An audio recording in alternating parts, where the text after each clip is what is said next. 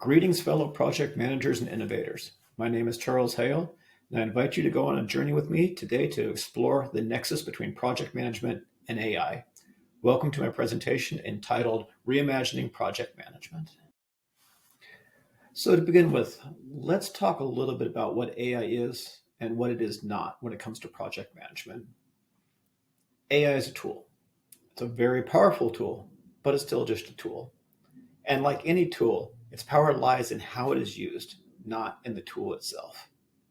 So, like a hammer in the hands of a skilled carpenter, AI can greatly increase your productivity, the amount of work you can get done, and free you up to do other tasks, especially tasks that are repetitive in nature. AI is a very powerful tool to enable the project manager.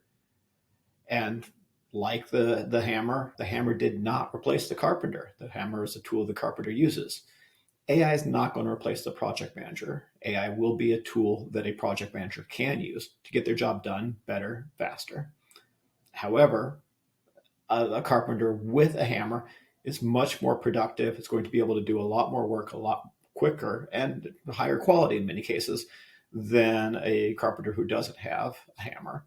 Similarly with AI. AI is a tool that project managers will be able to use to elevate themselves. And if you are a project manager who chooses not to use AI, then you have the risk of not being as productive, not being able to produce the same level of work as someone who is using that tool. So talking a little bit about AI and acceptance in the workplace. A lot of people are concerned about AI. Some people will not feel comfortable with it, won't want to use it, or won't want it to be used on their projects. And that's fine, that's acceptable. That's like any tool, you can choose to use it or not. However, we are seeing a growing trend in the industry of people expecting the AI to be used within their organization.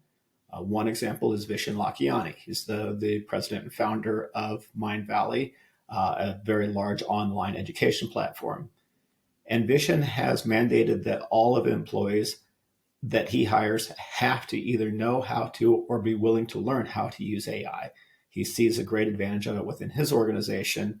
And so that's his expectations. And he doesn't expect that just for his content developers or for his coders. He's expecting that for everyone that works within the organization.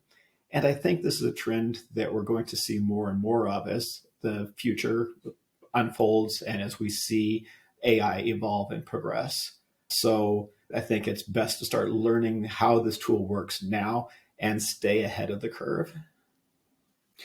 So we're talking about AI as a tool that can increase your productivity. How much of an increase are we really talking about here? Well, according to some studies by esteemed institutions, including the Project Management Institute, we're talking about an increase of 30, 40, maybe even 50% in the ability to get especially the basic administrative tasks associated with project management done. So we're looking at maybe 2 days a week extra time that you can gain using this tool. That's a huge increase in time. What would you do with an extra day or two in your week? Maybe you can increase your total project load, handle more projects at once. Maybe you can increase some of those other tasks that may be a lower priority or that you meant to get to within your existing projects, completing out, fleshing out more of the lessons learned, doing more of the base work behind the day-to-day work.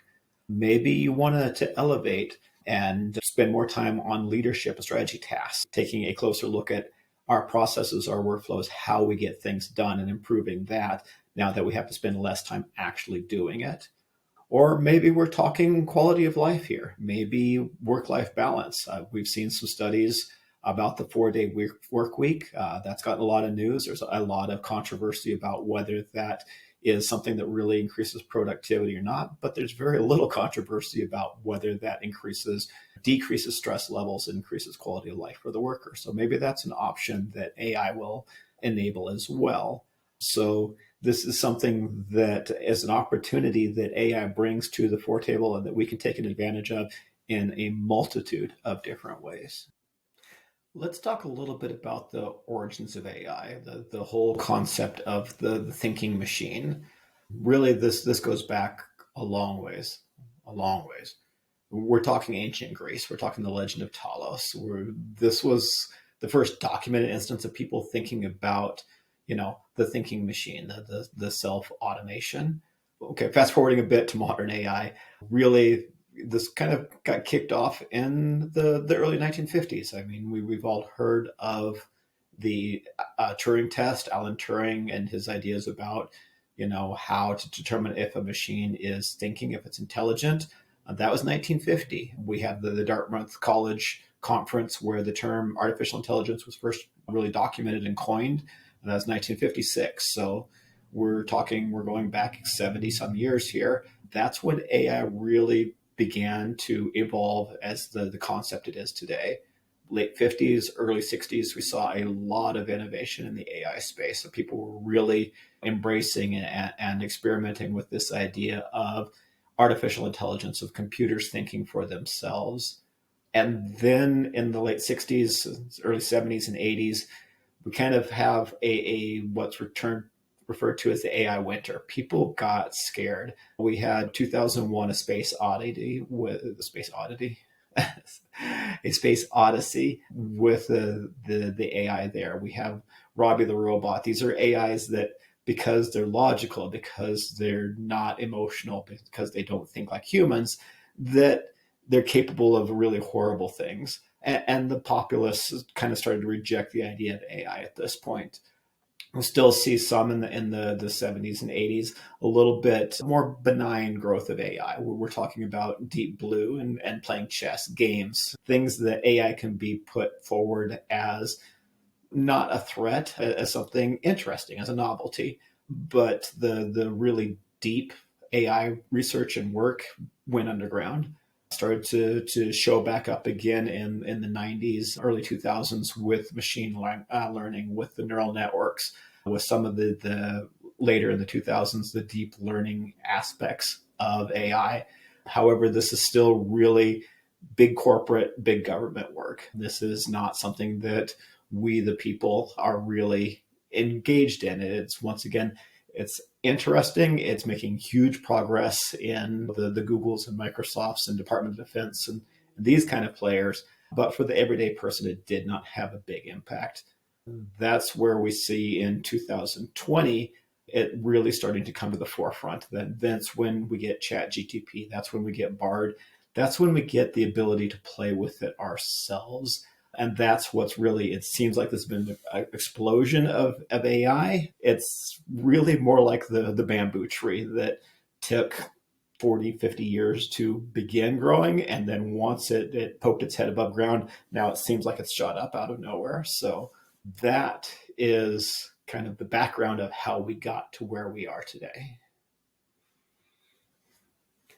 Looking at this timeline in terms of project management, we've seen a fairly recent increase in the scope of the use of AI in project management as well.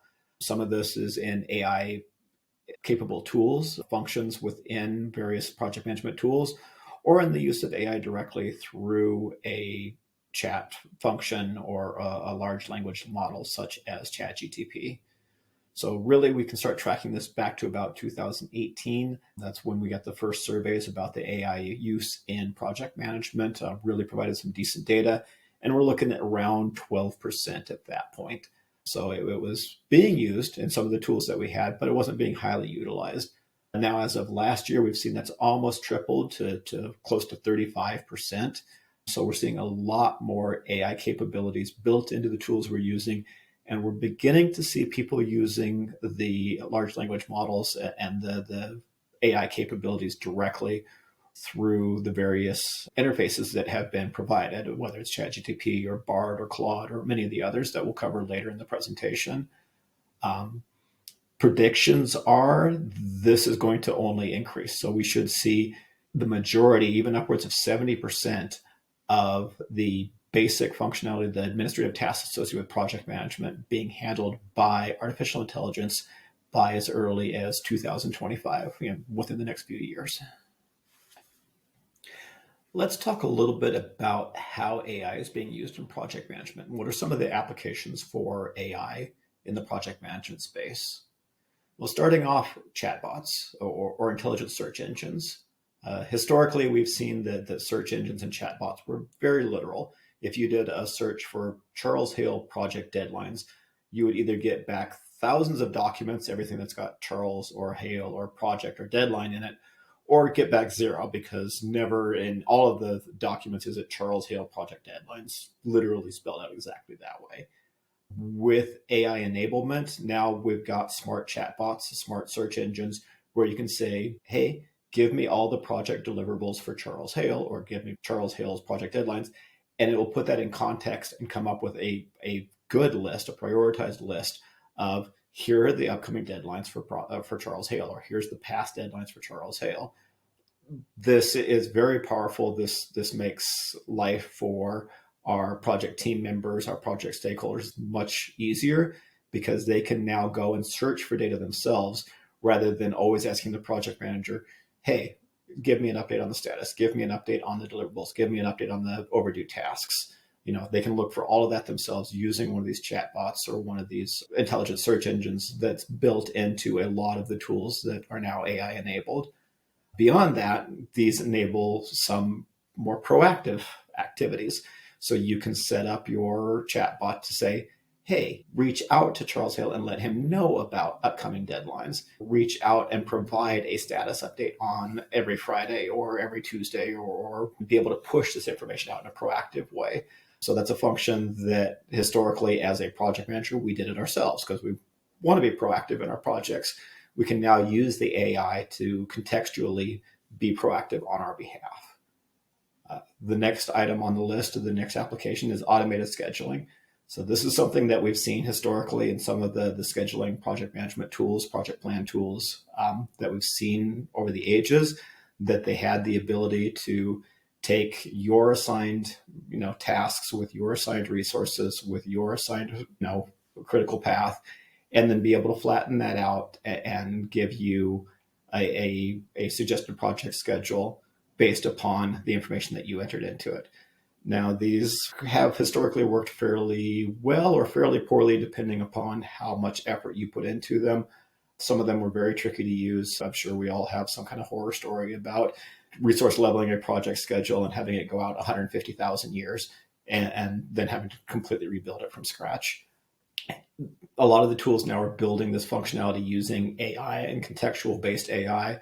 So it makes it more logical. It's doing a better job of taking these resources, leveling them out, and giving you an interactive way of dealing with it, rather than just I push a button and then it does it. It can now be more interactive on, hey, based upon the critical path, this is what we see. Is this correct? Would you like to make updates? So that gives a lot more power to the project manager. Instead of having to do this all in his head or manually, we now have an interactive tool we can use to help level out these projects and schedules. And they can give some feedback based upon even pre-build schedules based upon previous schedules. So we can go ahead and say, okay, you've seen us do this similar project a dozen times based upon previous results. Build out a project schedule or give us recommendations on a project schedule. So once again, huge time-saving tool in the project management space. Risk assessment, similarly, we're seeing AI being built into the risk assessment tools and capability. We see people using AI to assist with their risk assessments. So now with the AI assistance, we can take a look at issues from past projects and build them into our risks going forward. We can have it comparing against industry standards or against our own standards and experience and say, based upon other people's experience or your own experience, here are the risks that we've seen. Here are the triggering events. Here's the recommended ways of mitigating it. Of course, it all comes back to the project manager and the project team to verify this and validate it. But it's a huge leg up to be able to get started with a baseline that you can then update and modify rather than having to start from scratch. Additionally, the AI can assist with predicting and saying that, okay, there has been a triggering event. Now here is your mitigation plan. Hey, there is an upcoming, the situation has changed. We have a new risk you need to add. So the AI can be very helpful in maintaining the risk plan going forward and being able to enable the risk plan, once again, in a proactive manner, saying, hey, it looks like there may be a triggering event coming up. or in a reactive manner, there's been a triggering event, and here's what we need to do to address it. Um, and finally, predictive analytics, we kind of touched on this with the automated scheduling and with the risk assessment.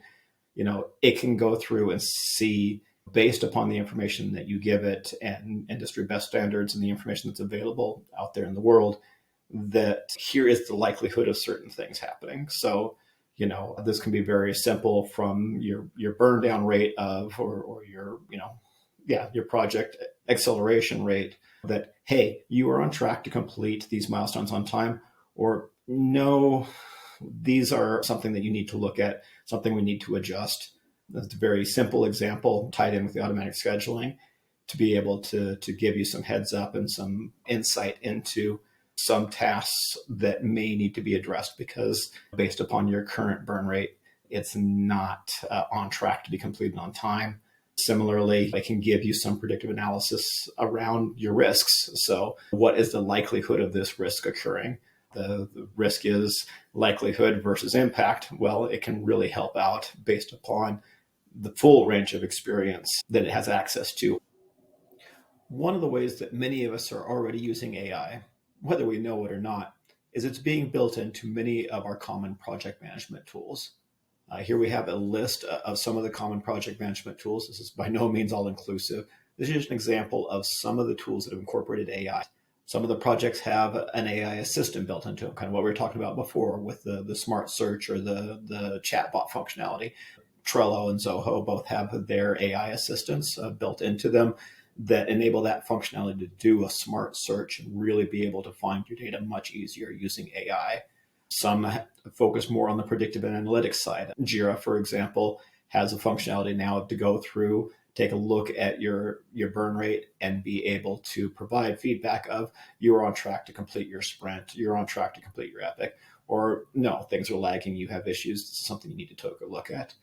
And then we talked about before about the scheduling. That's an area Microsoft has invested heavily into AI, and especially ChatGPT. So we've got Microsoft Project out there that's incorporated AI into their scheduling functionality to give you a more intelligent and a higher quality scheduling assistant that's AI enabled. Like I said, this is by no means all inclusive. We've seen it built into Monday.com, Smartsheets, many of the tools that are popular in the project management space now have some sort of AI functionality built into it.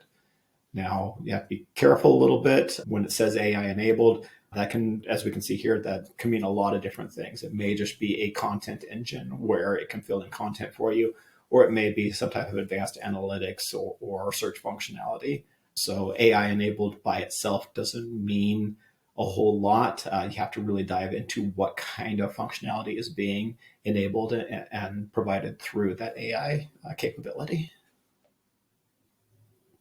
That brings us to what most of you probably thought I was going to talk about the whole time. And that, of course, is generative AI and the natural language processing engines that we've seen come out here in the last year or so. I've highlighted some of the most common and most popular ones here. There are, of course, a lot more of them, a lot of specialized engines coming out now that are specific to niches and to certain industries. But this just kind of gives an overview of some of the most popular engines out there that I use on a regular basis. The first, of course, being ChatGPT. The OpenAI, they're the ones that really broke open this opportunity in this industry. They were the first to release it to the public. And in many ways, it is probably the most highly utilized and most evolved of the engines. They did a lot of cleanup on ChatGPT. So they had for 2 years people going through the training data and removing the data that was not considered appropriate for public consumption. So that is another advantage of ChatGPT. Moving on to Bard, that's the Google offering. Bard is kind of the jack of all trades. Google, of course, has the resources to put this together. It has a lot of data available. It's got access to the Google search engine, so it's always training and learning more. That said, it is a little bit newer. It does feel a little bit rushed to the market. And there have been some problems with Bard in the rationalization engine behind it, that it tends to hallucinate a lot, more so maybe than some of the others. So for those of you who may not know the term hallucination, It's a tendency of these generative AIs to find patterns where they don't exist and give you fake data. We'll talk about that a little bit more later on, but that can be an issue with using any of these tools. Cloud AI by Anthropic, another powerhouse tool in this thing. It is trained up through the current data.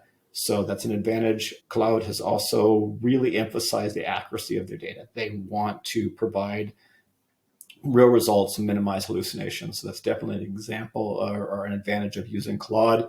That said, the data in it, because of that, is highly censored. So it may not give you as robust an answer or as diverse an answer as you would get through a ChatGPT or a Bard.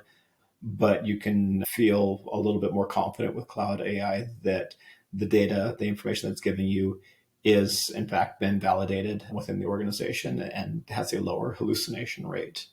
And then finally, Perplexity AI, this is kind of the outlier in this group. Perplexity AI is really more of an advanced search engine. It's not meant to be generative AI as much as to give you answers to your questions. And that's their motto, ask us anything. So it's really, whereas you might go into a Google search engine and say, ask a question and it'll give you a list of sites, Perplexity AI will give you an answer and then it'll reference the sites that it got the answer from. So that is a very powerful tool. I actually use Perplexity AI a lot to validate the information I get from any of these other tools. So each tool has its advantages and disadvantages. Your best results are going to be using a combination of the tools or even using the tools in concert with one another. And that's how you will get the best results. We've talked a lot about AI and the potential of AI. Now let's see it in action. What I've prepared is a simple demo that illustrates how I would use AI, or specifically ChatGPT, to automate a typical project management and very simple example of a project management workflow. This being project intake, going through the process of the review, building business case, prioritizing, and getting the project approved to put into the project backlog. And I like this example because it highlights their steps that people have to take. And then there are things that the AI can automate. But by doing something like this, you can create a repeatable, consistent process that will reduce your overall workload over time. So let's jump into it. So jumping into ChatGPT, what you see here on my screen now is I've split my screen. Here on the left, we have ChatGPT. I'm using GPT-4. And on our right, we have a document I prepared with all the prompts and everything. So I don't have to type them in, just to kind of help move things along. It's all been prepared ahead of time. So with that, as I alluded to, we're going to walk through how we would do a project intake process using ChatGPT to provide AI enhancement. The first thing that we're going to want is, we talked a little bit about this earlier, AI doesn't work in a vacuum. You have to tell it what you want to do, and you have to be specific about it. Any of you who've been working with ChatGPT for a while know that the common dogma is that you always start off with giving it a role, establishing a role for ChatGPT. You are a marketing expert. You are a best-selling author. You are whatever. So that's exactly what I'm doing here to start off, to train the model. And you can see here, I'm very specific. I'm saying that you are not just a project management professional, but you're an expert in project management that follows PMBOK 7th edition guidelines. So here I'm establishing this is the type of project management framework I want to use. Otherwise, ChatGPT will pick a framework, or more likely, it will make up a framework. It will take what it knows about Prince and what it knows about PMBOK and what it knows about Lean and what it knows about everything else, and it will create its own framework out of it, which, if that's what you want, that's awesome. But if that's not what you want, then you need to tell it specifically, I want you to use the PMBOK framework from PMI. Giving it very strict parameters, exactly what kind of tone of voice I want it to use. And then at the end, I almost always ask it to acknowledge that it understands the assignment, and don't do anything yet. Just acknowledge that you understand the assignment, because there's more instructions to come. So let's go ahead. We will copy this and that in ChatGPT. And here we go. All right, and that's the response I would have expected. I understand the assignment, and then it gives you what it understands, that it is going to strictly adhere to PMI PMBOK 7th edition. It's going to provide a robust business case, and its responses will be professional, formal, informative, and structured. So, yep, that's what I want. So follow up with that, I can now ask it to write a business case, but once again, it's still writing it in a vacuum. So I want to give it more context, more information. I want to train this model a little bit better about, so it understands the assignment better.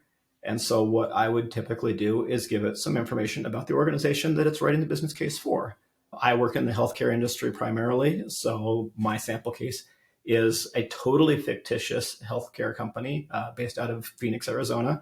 Like I said, this is an entirely fictitious example, but this is the kind of information that I would provide ChatGPT just to further train the model, give it a little bit more background, give it a little bit more context. So we're talking about the organization, how big it is, what's its vision, mission, what are its goals, what's its budget. This is all information that may not directly pertain to the business case we're going to develop, but it provides more context. So we'll go ahead and put that in. And once again, I end with the same content of please acknowledge you understand the assignment, but don't do anything yet. So it goes through, gives me its response. Yep, it read through, it understands, and okay, now what do you want?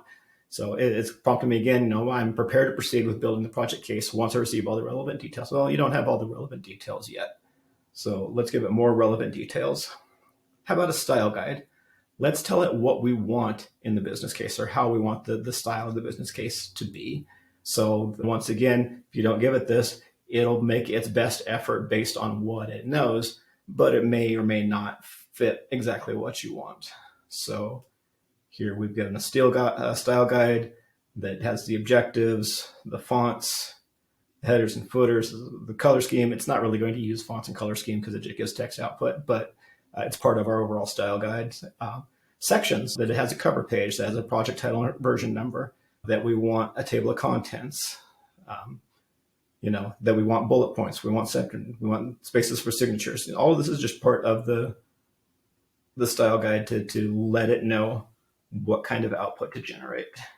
So let's go ahead and feed it that information. And once again, what we're doing is we're training the AI. You hear a lot about having to train the AI. I know when I first started delving into AI, that was highly intimidating to me. I'm like, how am I going to train the AI? I don't have a data lake or access to, some Azure big data or something like that. And that's not, you can do that if that's what your scenario calls for, but a lot of times it's as simple as just providing it context, providing it background specific to the task that you're trying to achieve.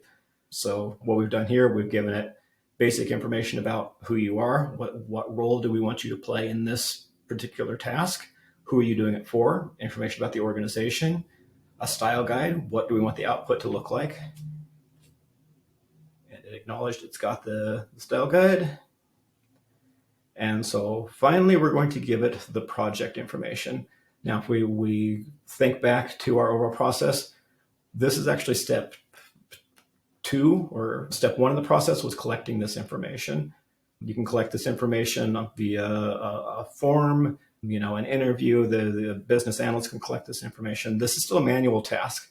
The AI is not going to give you the information about the project yourself. It doesn't know until you tell it.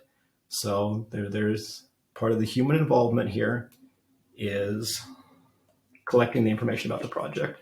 That said, it can, if your organization is mature enough, you can create a form to collect this information. So the project sponsor or submitter can enter the direct information directly in themselves. Or if you're, collect it the old-fashioned way and just do interviews, have a business analyst or the project manager go around and collect this information from the various stakeholders. Now, what the AI can do, and we'll talk about this a little bit, is the AI can say, okay, you've got the information we need, or no, there's more information that's needed, and can even give you suggestions about how to collect it or what that information might be. But we'll get to that. Right now, this is the information we've collected, and we've fed it to ChatGPT, And it's saying, okay, I've got the information. I understand what the project is. I am prepared to start generating a business case following the PMBOK 7th edition. These engines love to produce results. That's what they were designed to do. And so every way it's going to be like, I'm ready, let me go. I'm ready. You're like, well, no, hold off. We got a little bit more to do. So the very first thing in our workflow, after we collect the project information, it's been entered, so the project's been submitted, is to perform a preliminary review. Is this project, do we have the information we need? And should we even develop a business case for this project? And if you provide the criteria, the AI can do that for you. So once again, I've written a prompt here. Your goal is now to conduct a preliminary review to determine if there's enough data to proceed with creating the project. And give it, once again, the parameters and rules, give it the tone of voice. And so this can be your initial checkpoint after the data has been collected to see if it's ready for developing a business case. So put that in there. And it goes through and it does exactly what you asked it to do an assessment and criteria for sufficient according to PMI PMBOK 7th edition. That's the framework that we gave it. It's going through a little bit slowly, but it is doing its analysis. I'll give it a few minutes here.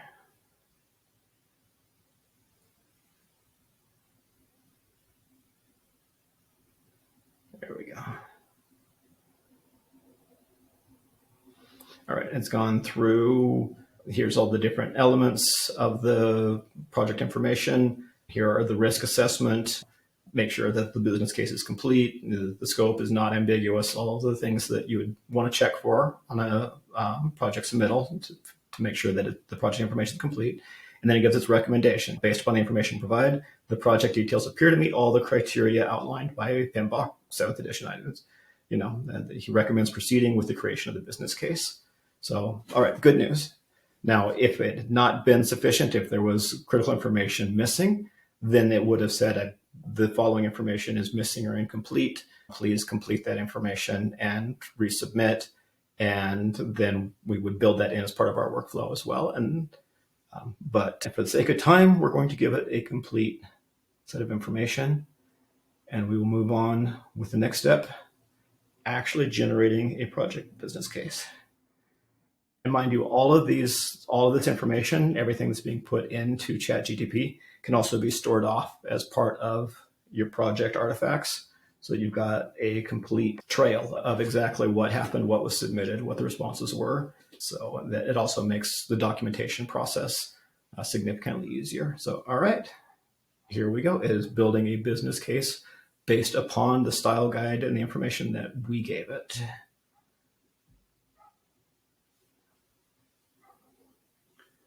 It did the ROI analysis, timelines, cost objectives, stakeholders,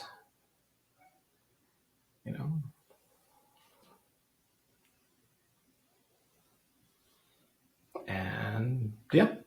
Now you'll notice this version of that it produced is kind of sparse. That's because when I gave it the parameters, I told it I wanted a very concise document. Now you could say I want a very verbose document if you want to flesh this out and have more explanation around each of these things. And that is one of the things that you would set up in that initial rule definition as well as the style guide. All right, we have a project business case. Now we want to prioritize. So that was step 4 in our thing, was go through and assign a priority score. So we have a prompt for that too. We have some general rules here saying our scoring system is from 1 to 10, with 1 being the highest. Evaluate based upon considering the business case, ROI, and how it aligns with the company's mission. Remember, we gave it the background information at the very beginning about the company, its vision and mission. And so we can have it auto-generate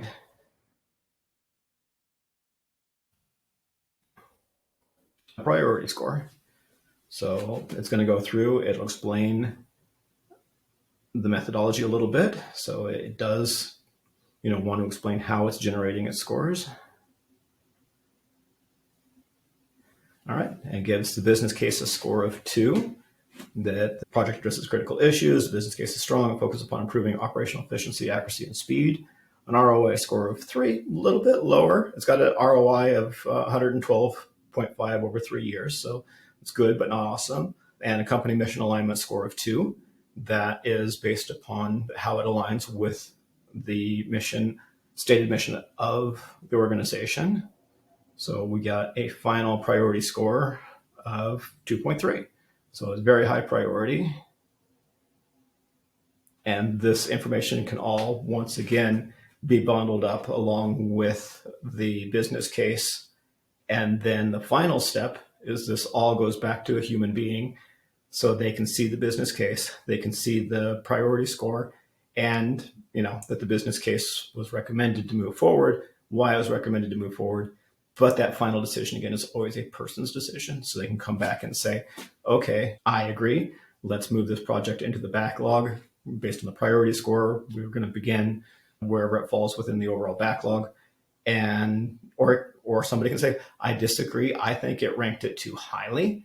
And then you go back and you adjust in this case, your priority criteria to say, okay, the score, we're putting too much emphasis on the ROI. The ROI isn't that important.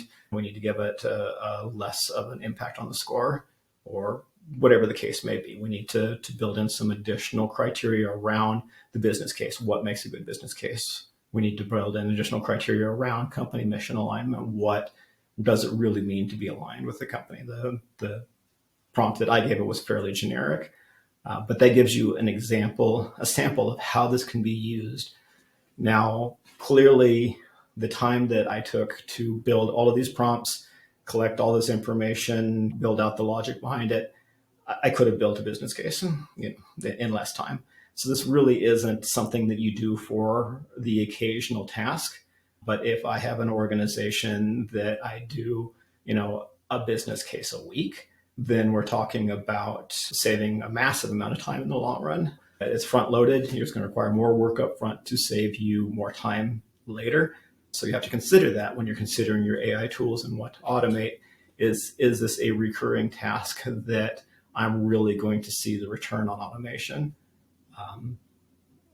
That said, everything that I built here, except for the actual project information itself, is reusable. So it's build once, use many times, and that's where you gain your advantages. With that demonstration, let's talk a little bit about what you can do to prepare for an AI-enabled future. The first thing on the list is understanding the AI capabilities. That's kind of what we're going through today.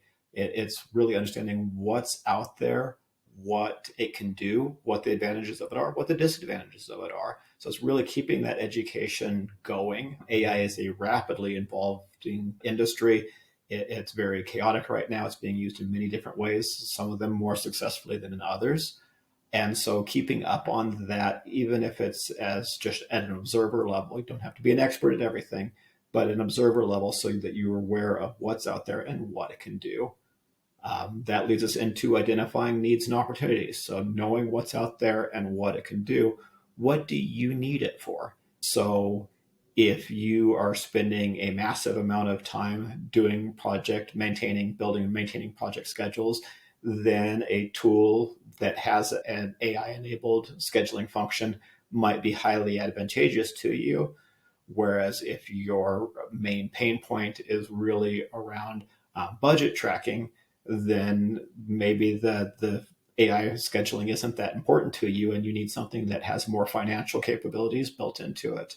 So really understanding where are your pain points, where are you going to get the most return on your investment for the AI-enabled tools that you're looking for, or AI-enabled functionality that you're building, like we just did with ChatGPT. Choosing the right tools. This goes along with identifying the needs and opportunities. So making sure that you're choosing the right tool to meet your needs, whether that's an AI-enabled tool or using an AI-enabled functionality directly either through an API or through a chatbot like we did earlier. Integrating and testing. I talked a little bit about this during the demonstration. Um, AI, especially prompt engineering, but really using any AI tool is a very iterative process. So it's you will get a result the first time you try it, and it may even be a good result, but is it fit your need? So really going through this and trying over and over again with different parameters in different ways so that you're producing the result that best fits your need and the need of your clients. Training your team. This is very important. Some people get very nervous about having AIs involved in any sort of the process. And so they need to understand that there is an AI or an AI enabled function. This is how it works. This is what we're using it for. And this is how it brings improvements to the project and makes everybody's life hopefully better. Otherwise, why are we using it? And then finally, iterate and improve. We talked about this under integrate and testing. This you'll get a result, it works, but the technology is always evolving. The problems are always changing. So don't just sit on it, or it will become obsolete and it won't work as well. Or there may be another function that will work better. So continue to iterate, continue to improve, Kaizen. So that is how the process I've been going through in my own practice. And that's what I recommend for other people who are looking to prepare and incorporate AI as part of their practice. Having gone through many of the advantages and how to use and how it can improve the quality and quantity of our work, our overall productivity, I would be remiss to not mention there are some concerns. There are some risks involved with using AI, and they are significant. The first one is the risk of AI bias. So the AI tools are trained on large amounts of data, and that data is gathered from a variety of different sources, and that data may have some inherent biases built into it. A very famous example of this was an AI application that was built to help with their recruiting process. It was trained on the existing HR data, including performance reviews, results, who worked there, what positions they kind of had. And like many tech companies, has an overwhelming male population, especially in the higher levels. So the AI looked at this and said, oh, okay, prefers having guys in higher level positions. And it started recruiting specifically for men and displayed a very significant gender bias in its recruiting processes. That was not the intention, that was not purposeful, but that's what the AI did because the data provided to it was already biased to begin with. So this is something we need to be aware of, how our AI was trained, what kind of data we're giving to it, and not to inadvertently introduce bias through the training data. You can also introduce bias through how you write the prompt or how you ask the question. So if you ask a AI natural language processing engine or a content generative engine a question like, provide me a balanced review of peanut butter versus jelly, that's what it'll do. But if you ask it, tell me 5 ways that peanut butter is better than jelly, that's what it's going to do. So how you ask the question, how you write your prompts can introduce bias as well. So that's something to be aware of. We talked a little bit before about the tendency of especially the generative AIs to what we call hallucinate, to provide inaccurate data. So the way these AIs work, they're looking for patterns, they're looking for probabilities, and they're putting these answers together in a sequential fashion that doesn't always make sense and can introduce some significant inaccuracies into the data itself. So you always have to review your answers for context, for clarity, and double check the facts. Like I said, I like to use multiple AI engines for this, or just plain old Google search to check and make sure that the facts are being generated are correct whenever I generate any content out of an AI engine. The third thing, privacy concerns.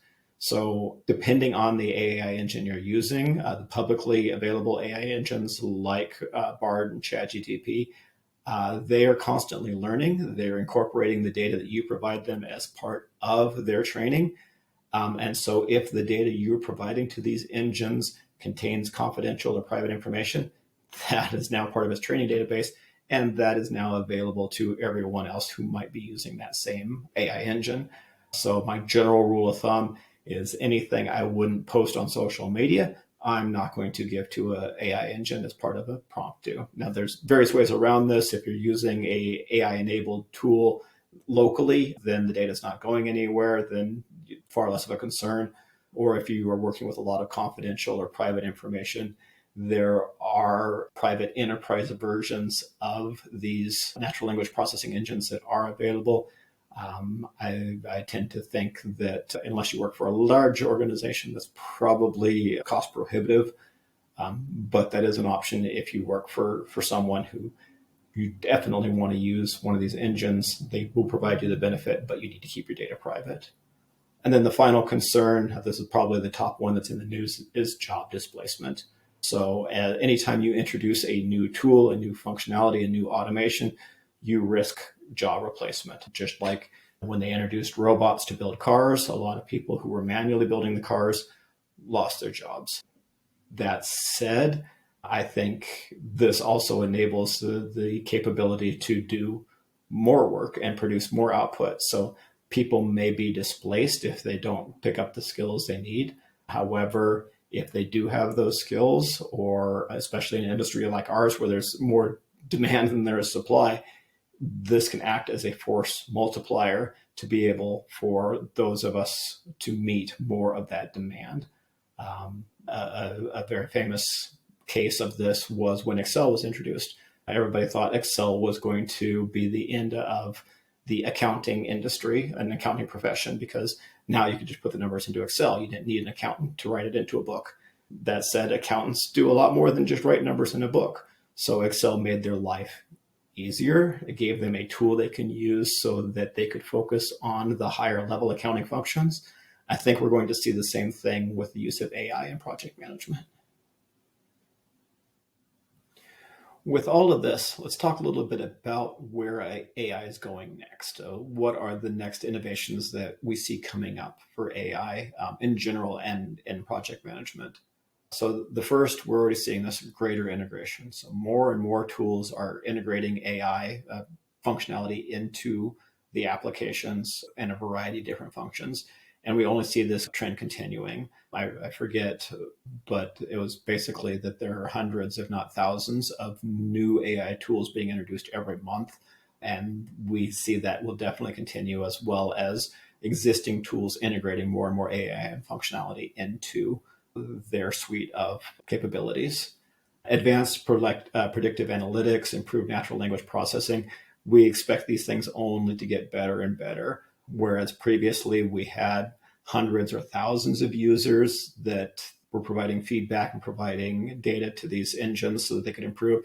Now we have millions. So as it gets used by a wider breadth of people in a wider different ways, then we are seeing, and we'll continue to see, it improve exponentially, both in its ability to provide accurate and realistic predictive data, as well as ability to interpret natural language and provide appropriate results. Explainable AI. I didn't talk about this much. This is actually one of the disadvantages of most of the current AI engines, is that you ask it a question, it gives you an answer. You don't know where it got this answer from. There's very little visibility behind the curtain. You just know that it gave you an answer. You can check the answer to make sure that it is correct and valid, but you don't know where that answer came from. So this is something that we're working on, and we're seeing in some of the more advanced tools that are coming out now, is actually providing source information about how that answer was generated. And we expect this to continue in the future. And finally, ethical AI. We talked a little bit about bias. So that is a major concern right now within the AI community. And they're putting in more and more boundaries and guidelines around the AIs to help make sure that they are providing accurate, usable data that is within ethical boundaries. With that, I'd like to leave you with a quote from Tom Davenport that I think really provides a good synopsis of my feelings towards AI and its use in Project Manager. And Tom says that the future of management will involve a symbiosis of people and machines, each doing what they do best. Machines for processing, pattern recognition, system optimization, and people for intuition, innovation, and context. Once again, my name is Charles Hale, and I would like to thank you for taking the time to learn with me today and to walk through this. And I would invite you to reach out to me via the contact information or the QR code provided to continue the conversation. As I said, AI is always evolving, and how we can use it within project management is a complicated and evolving topic. And I want to hear more from you about how you've used it, what you found useful, what you tried and didn't work. This kind of conversation will continue to carry us forward and improve our project management, our use of AI for everyone. Thank you, and have a good day.